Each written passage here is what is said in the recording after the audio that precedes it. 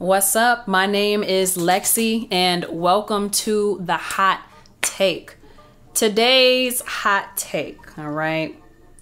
Do a hot take. This is from Pillow Jones, so shout out to Pillow Jones for suggesting this hot take. He says, do a hot take on making money doing music outside of the mainstream music industry. It's lovely and peaceful over here. Hashtag niche clientele. All right.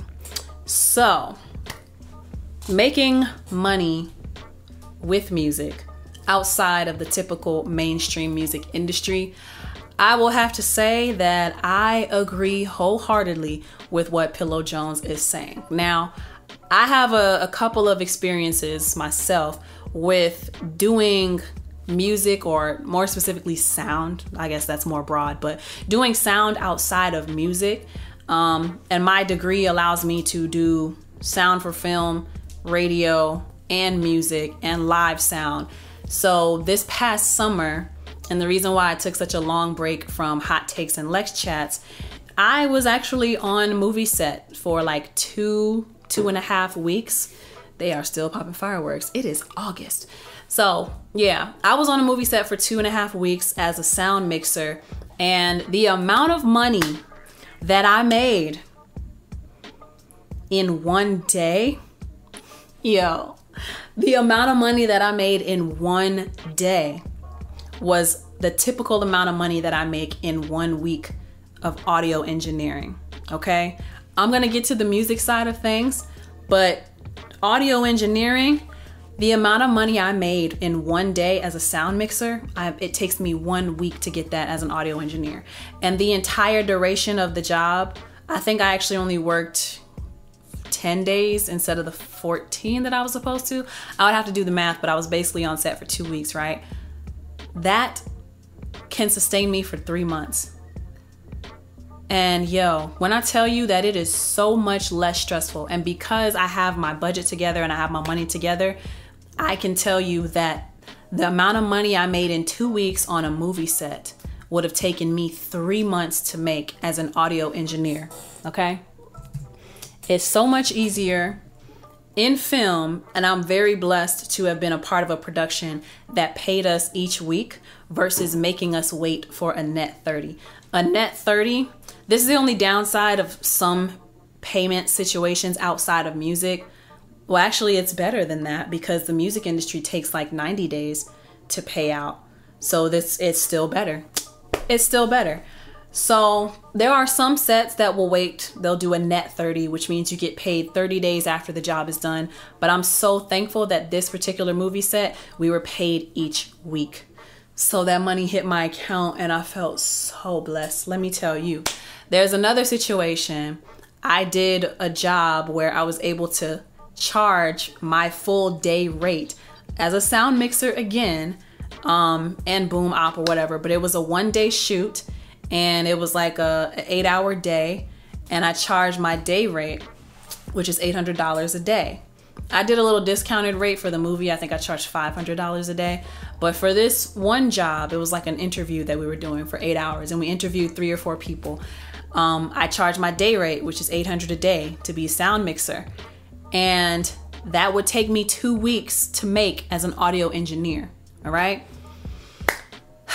That one took 30, that was a net 30. So the only thing you gotta be mindful of when you're working on net 30 jobs is making sure that you're doing enough of those so that you won't be screwed for the following month. You know what I mean? Like, you gotta keep your money for when you're doing the job, but then stack up on those net 30 so it hits. It feels great.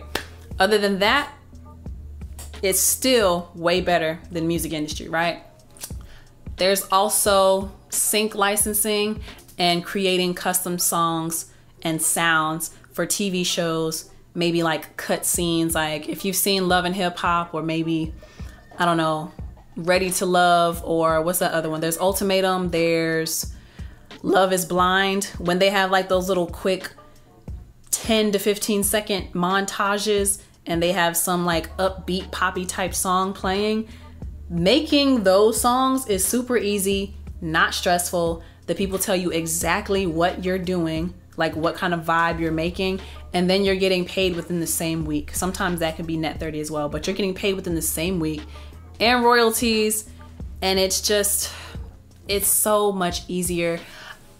When it comes to the music, right? I don't make anywhere near that much money off of music.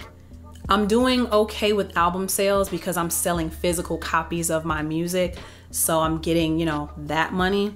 But when it comes to depending on the payment within the music industry, so there's like streaming, right? And pay in the music industry is really good if you are shark enough to go after it. Now, it depends who you work with. Unfortunately, a lot of people in the music industry play games, and a lot of people in the music industry are trying to get over on you, and they're not trying to pay you, and they're trying to do slick stuff like they don't want to pay your upfront fee, but they're promising you back end. But no, I need my right now money, which is my fee, as well as the royalties that I am owed for being a part of this project. So what sucks with the music industry is the payment cycle is like every 90 days, right? That's if you get proper credit. Sometimes if you're not working with a label, you won't get paid at all. It depends. Actually, no. Let me take that back. I haven't worked in a lot of label situations. It's been my experience that the independent artists pay better and they're more professional. The labels can take a long time, but the legit labels, you're getting paid after 90 days. So keep that in mind. But like when I'm working in situations when it's like one-on-one with the artist, or I'm working directly with the people who are the team members, they don't want to pay my upfront fee. My upfront fee helps me to pay my right now bills. And then they really be trying to write you out of credits too. Like you gotta fight and damn near threaten to sue people to make sure you're gonna get your money. And so they would be telling me like, can we pay you a little bit? Or I don't want to pay you. And because I'm an artist, right? I'm an artist, I engineer, I vocal produce, and I just do a lot. They only want to pay me for my engineering rate, but they don't want to pay me for my songwriting rate because I guess they don't believe in paying the same person all this money. It's stupid. It's very dumb. But they'll say things like, well, can we just pay you to engineer and then we'll give you a couple points on the back end? But we never even did split sheets after the session. When I call, I'm getting ignored. I'm getting blocked. They're not paying me an upfront fee for all of the services that I performed. And it's really hard to get in touch about the songwriting, and I'll do background vocals for people. They won't credit me. They're not calling me to ask the proper spelling, none of that, because people are just so damn shady in the industry. And I've dealt with that firsthand a couple years ago, honestly. And the way that I had to get my money back in a situation, or to get my money that I was owed, I didn't even get the money that I was owed for helping with the songwriting and lending my background vocals on the tracks. I strictly got paid for the engineering, and I had to go through some BS to get that check. And that was 3 months after the fact, and I had to do some BS to get it. I had to go through some BS to get it. And unfortunately, there was another situation. This is my last story before I get off this hot take. There was another situation where I engineered for these people and they did not pay me up front. So I held on to the sessions. And I don't like doing that because it makes me feel dirty and it makes me feel shysty in the industry when I have to do stuff like that. But that's literally the only protection I have for myself, right? They did not pay me up front. The manager didn't pay me. The artists, they weren't worried about it because they weren't involved. They're new. Newer artists feel like all they have to do is worry about the art. No, you need to make sure you're watching everybody on your team. But the manager was supposed to be the one paying me. I did not get paid. I did $500 worth of work. And legit, like a year passed by, I had not gotten paid for this job that I did. And so they were asking me to send them sessions, but I never got paid, so I never sent the sessions. And I deleted files off of the computer that we recorded at the studio we recorded at, because you're not about to get the work that I put in and not have paid me.